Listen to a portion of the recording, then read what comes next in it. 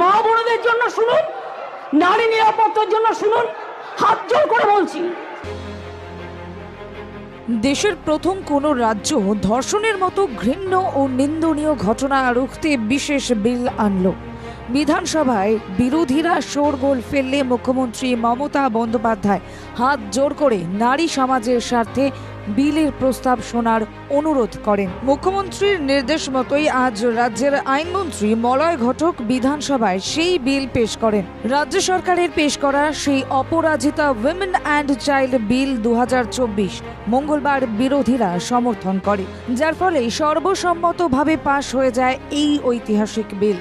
কেন্দ্রের ন্যায় সংহিতায় সংশোধন ঘটিয়ে ধর্ষণ ও নারী শিশুদের ওপর যৌন অত্যাচারের ক্ষেত্রে এই প্রথম পৃথক বিল পাশ করল কোনো রাজ্য। বিধানসভায় বিরোধী দলনেতা শুভেন্দু অধিকারী প্রশ্ন তোলেন বিল কার্যকরী করার বিষয়ে।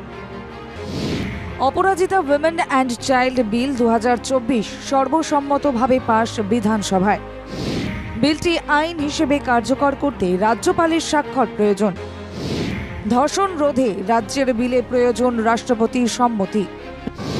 রাজ্যপাল দ্রুত স্বাক্ষর করলে বাংলায় আইন কার্যকর হবে। বিরোধী দলনেতাকে কড়া জবাব মুখ্যমন্ত্রী মমতা বন্দ্যোপাধ্যায়ের।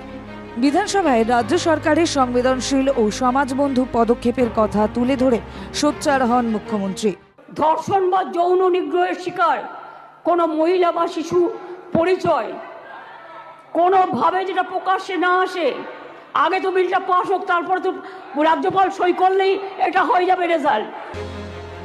কেন্দ্রের ন্যায় সংহিতা থেকে এই বিল কোথায় আলাদা, সাজা কতটা বাড়ানো হয়েছে তার সবিস্তার ব্যাখ্যা করেন মমতা বন্দ্যোপাধ্যায়।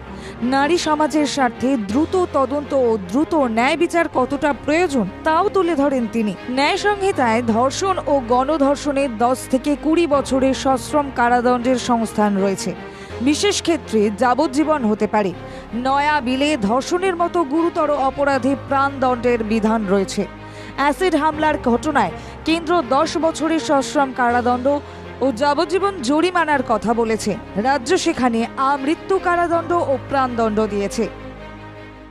ধর্ষণ ও গণধর্ষণের ক্ষেত্রে ভারতীয় ন্যায় সংহিতার যে শাস্তির কথা বলা হয়েছে 10 থেকে 20 বছরের সশ্রম কারাদণ্ড এবং ক্ষেত্র বিশেষে যাবজ্জীবন সশ্রম কারাদণ্ড।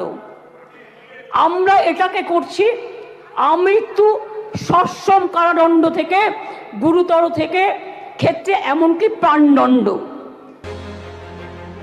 ধর্ষণের ঘটনায় তদন্ত দ্রুত করতে অপরাজিতা টাস্ক ফোর্স গঠন করা হবে। প্রাথমিক রিপোর্ট আসার 21 দিনের মধ্যেই শেষ করতে হবে তদন্ত। ব্যতিক্রমী ঘটনার ক্ষেত্রে সময়সীমা আরও 15 দিন বাড়ানো যেতে পারে বলে জানানো হয়েছে এই বিলে। ক্যামেরায় সুপ্রতীক সাউয়ের সঙ্গে বিকাশ ঘোষের রিপোর্ট, বাংলা জাগো।